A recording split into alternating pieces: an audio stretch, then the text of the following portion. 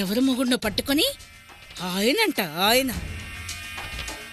ఏమోనన్నా వేసేసి కోత దీంతోనే మొదలు పెడదాం అనుకుంటే ఇంటి నిండా సీసీ కెమెరాలు పెట్టుకుని చచ్చింది. తను కోలుకోవడానికి కొంచెం టైం పడుతుంది. అప్పటి వరకు మీరు కొంచెం ఇబ్బంది పెట్టకపోతే బాగుంటుంది. నేను తనని ఇబ్బంది పెట్టడం ఏంటి డాక్టర్? ఐ మీన్ మీరిద్దరూ దాంపత్య జీవితానికి కొంతకాలం దూరంగా ఉంటే మంచిది.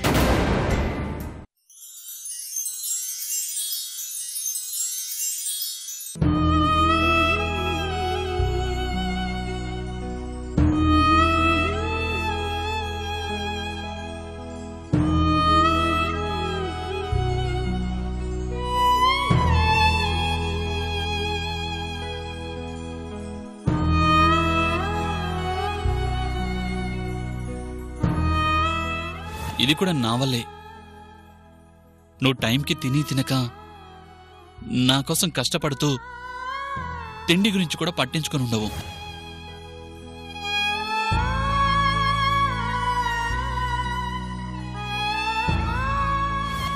నువ్వు నోరు తెరిచి ఏది అడగలేవు. ఆ విషయం నాకు తెలుసు. నీ హెల్త్కి ఏ చిన్న ప్రాబ్లం వచ్చినా దానికి కారణం నేనే. నా కోసం నువ్వు పడిన కష్టాల వల్లే నీ హెల్త్ పాడైపోయింది.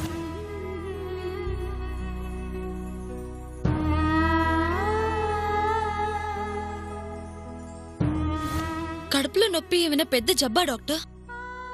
నేను కంగారు పడతానని తన నా దగ్గర దాచిపెడుతోంది. ఒకసారి చెక్ చేయండి డాక్టర్. ఓకే. డాక్టర్ గారు చెప్తున్నారు కదా, వెళ్ళు సావిత్రి.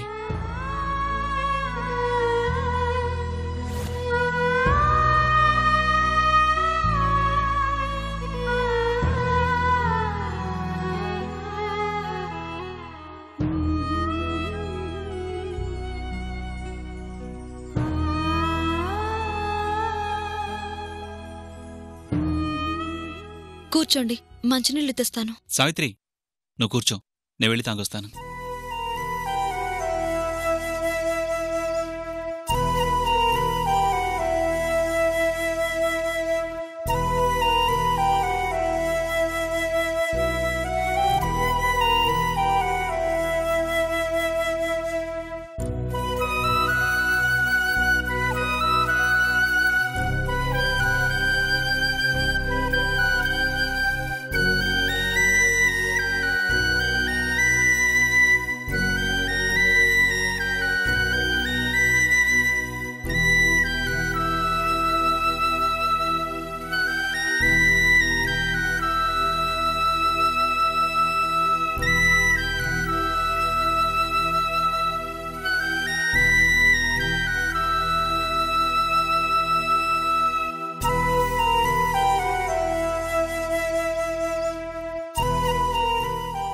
డాక్టర్ గారు ఏమన్నారండి? నన్ను జాగ్రత్తగా ఉండమన్నారు. అదేంటి? ఇన్ని రోజులు అనుభవించిన శిక్ష చాలదని డాక్టరు మరో 6 నెలలు శిక్ష విధించింది. ఏం చెప్పారండి?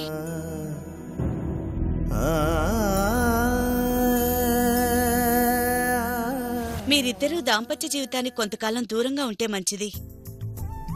కొంతకాలం అలా ఉండగలిగితే తను త్వరగా కోలుకుంటుంది.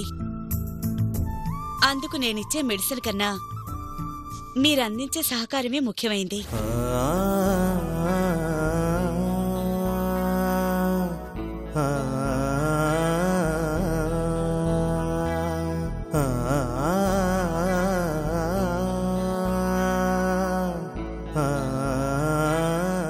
పర్వాలేదు సావిత్రి, నాకు నీ ఆరోగ్యం ముఖ్యం.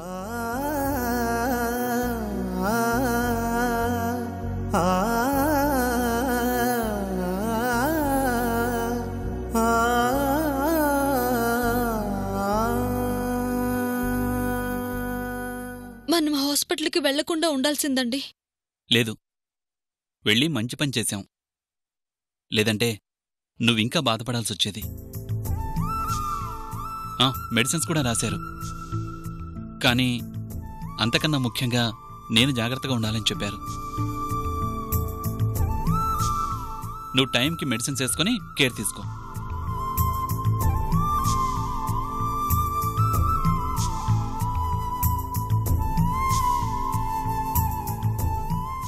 సారీ అండి.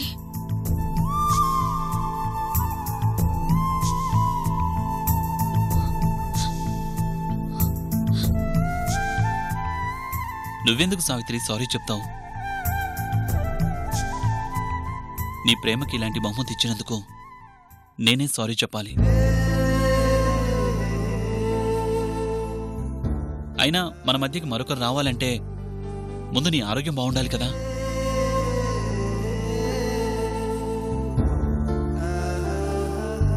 రిపోర్ట్స్ వచ్చాయని ఫోన్ చేస్తే వెళ్ళి తీసుకొచ్చాను. నాకు ఆఫీసులో వర్క్ ఉంది, నువ్వు రెస్ట్ తీసుకో. ఇంకో ఆఫీసులో పనే ఉంటుందండి. లేకపోయినా పని కల్పించుకోవాలి, తప్పదు. జాగ్రత్త.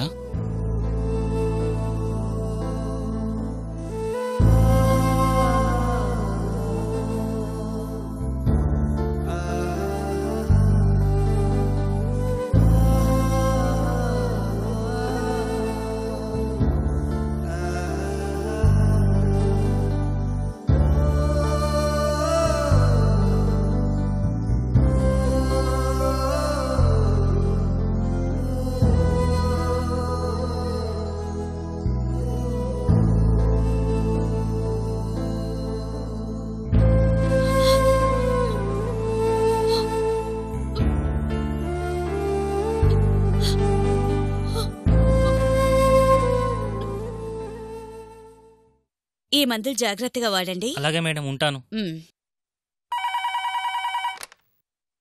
హలో డాక్టర్ గారు, నేను సావిత్రిని. చెప్పు సావిత్రి. నా మాట కాదనకుండా నేను చెప్పమన్నట్టే ఆయనకి చెప్పినందుకు థ్యాంక్స్ డాక్టర్. నిజానికి నేనలా చెప్పకూడదు. నువ్వంతగా బ్రతిలాడేసరికి కాదనలేకపోయాను. ఆ మాట చెప్తున్నప్పుడు నీ భర్త మొహంలో బాధ గమనించాను. అతన్ని చూస్తే చాలా మంచి వ్యక్తిలా ఉన్నాడు.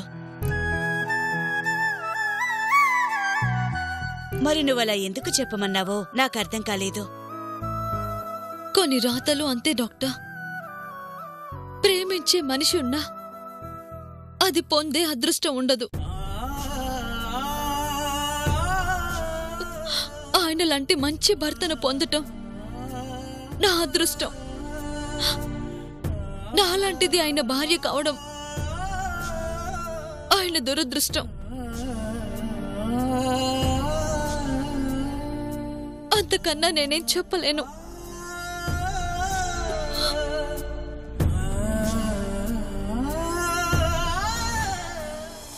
అసలు నీ ప్రాబ్లం ఏంటో నాకు అర్థం కావడం లేదు. ఇంత హెల్దీగా ఉన్నావు, నీకు బాగోలేకపోవడం ఏంటి?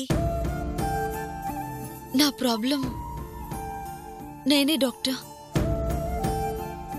నాకు మీరొక సహాయం చేయాలి. ఏంటది?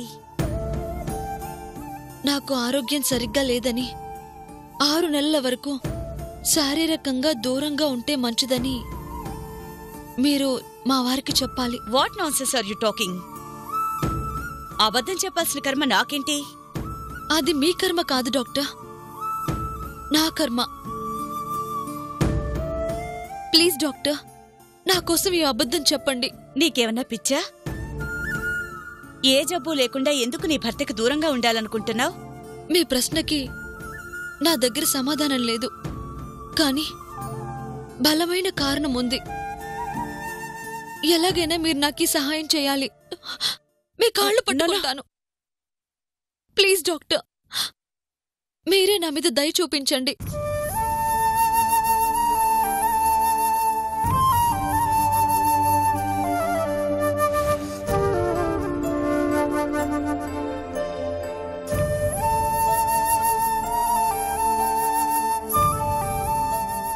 మీకు శిక్ష వేసింది డాక్టర్ కాదండి, ఆ పాపం కూడా నాదే. మీకు దూరం కావటానికి నాకెంతకన్నా దారి కనిపించలేదు.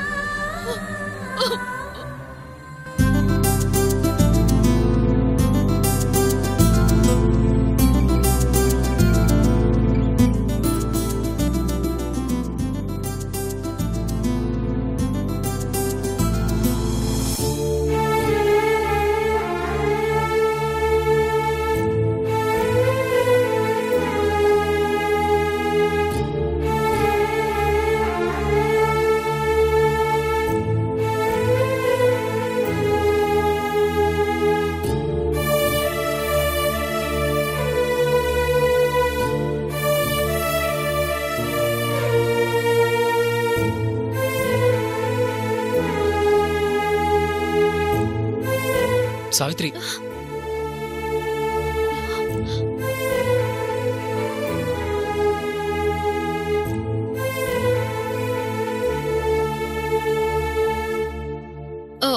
పనుంది, నా చెయ్యి వదలండి.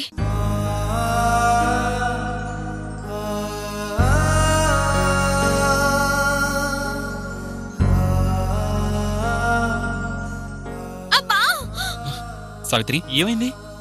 కడుపులో నొప్పండి. కడుపులో నొప్పా? బాగా నొప్పిగా ఉందా?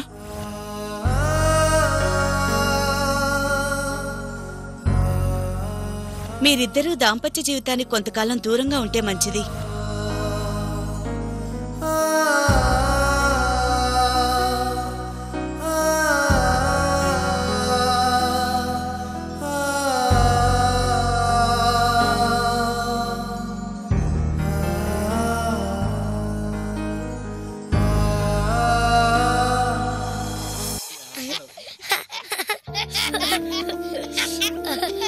అమ్మమ్మమ్మ, బంగారం ఎక్కడ్రా? అబ్బబ్బబ్బబ్బబ్బా! ఆగో, పట్టుకో.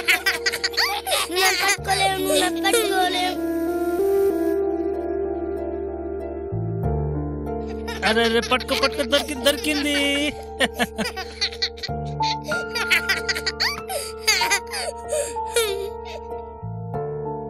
పాపా తినమ్మా. తిను. ఇంకో ముద్ద తిను. అమ్మా, పాప ఇటు చూడు. పాపా, నువ్వు కూడా తింతల్లి. ఏంటయ్యా నాకు ఈ జీవితం? అమ్మా నాన్న లేని అనాథం చేసి ఒంటరితనం తప్ప ఇంకేమీ తెలియకుండా పెంచావు. అమ్మ చేతి గోరుముద్దలు లేవు, నాన్న వేలు పట్టుకొని నడిచిన జ్ఞాపకాలు లేవు. ఎవరూ లేకపోయినా నాకంటూ ఒక మనిషి, నా మనిషి, నాకన్నీ అనుకున్న సావిత్రినిచ్చినట్టే ఇచ్చి దూరం చేస్తూ దగ్గర చేస్తూ నా జీవితంతో ఇప్పటికీ ఆడుకుంటున్నావు. కుర్రో కుర్రు,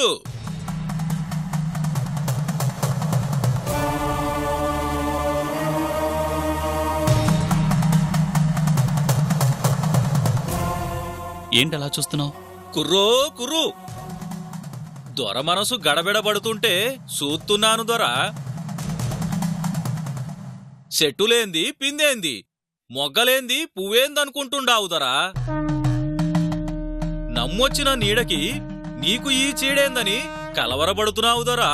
అర్థం కాలేదు. కుర్రో కుర్రు, కొండదేవర బలుకు, కోనదేవర బలుకు, నీ మనసు పడే బాధ చెబుతుండాను దొరా. అర్థం కావలసిన వాళ్ళకే అర్థం కావడం లేదు. నీకర్థమైందా? అర్థమైందంటే అబద్ధం అనుకుంటున్నావు. నీ మనసు లోగుబులు నీ నోటితోనే చెప్పరాదు దొరా. చెప్తే నువ్వు ఆరుస్తావా తీరుస్తావా? మా కొండదేవర తీరుస్తాడు దొరా. కోయోడి మాటేందని కొట్టిపారేయకుండా నీ కట్టం చెప్పు దొరా. చెప్పడానికేముంది? కష్టం తప్ప. పుట్టినప్పటినుంచి కష్టాలే. ఎవ్వరూ లేకుండా పెరిగాను. ఇన్నేళ్ల ఒంటరితనం మర్చిపోవడానికి తోడుగా నా భార్య వచ్చింది అనుకుంటుంటే ఆ తోడు కూడా తోడుగా ఉండలేకపోతోంది. అమ్మా నాన్న లేక అప్పుడు అనాథనే, భార్య ఉండి ఇప్పుడు అనాథనే. నువ్వనాథవేంది దొరా? దొరల బిడ్డవు నువ్వు, దొర పుట్టుక నీది. డబ్బులు కావాలంటే అడుగు, లేని దొరతనాన్ని అంటగట్టకు. కురో కురు, కొండదేవర బలుకు, కోనదేవర బలుకు. చిల్లర డబ్బుల కోసం సిలవలు పలవలు చెప్పేటోండి కాదు దొరా. మారాజులింటి బిడ్డవు నువ్వు, ఊరు నేలిన దొర గారాల పట్టి నువ్వు. అమ్మా నాయనలేంది, అయిన వాళ్లేంది, ఊరంత జనం కొండంత బలంగా నీకుంటే నువ్వనాథవేంది దొరా?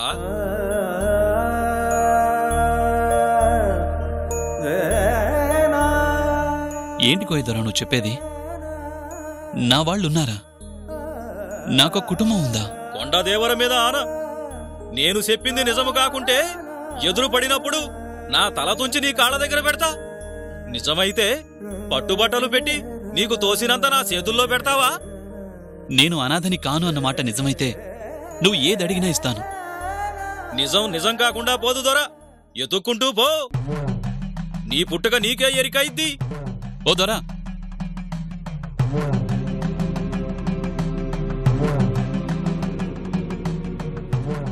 వద్దు దొరా, నా మాట సత్యమన్ననాడే నీ ముందర చెయ్యి సాత్తా.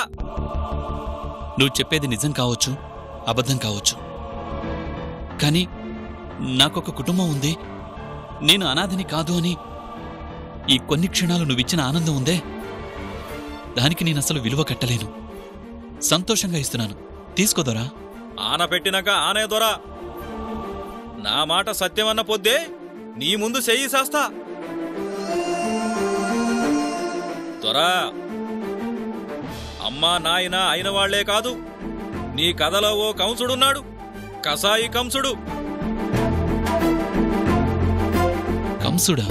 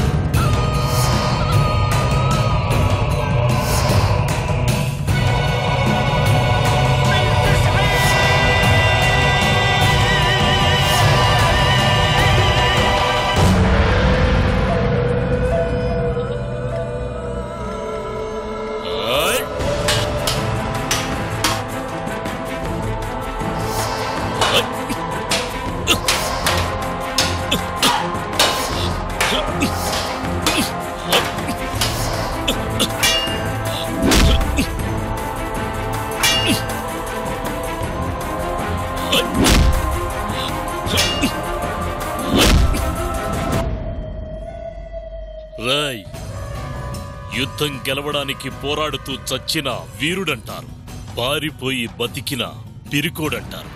నా దగ్గర వీరులు మాత్రమే ఉండాలి. మాస్టర్,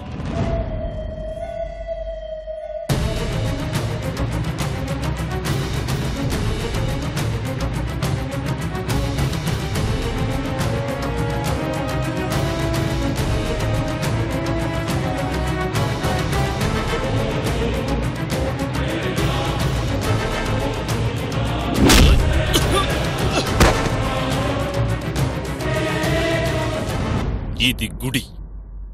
ఆపదలో కూడా ఆచారం మరిచిపోకూడదు.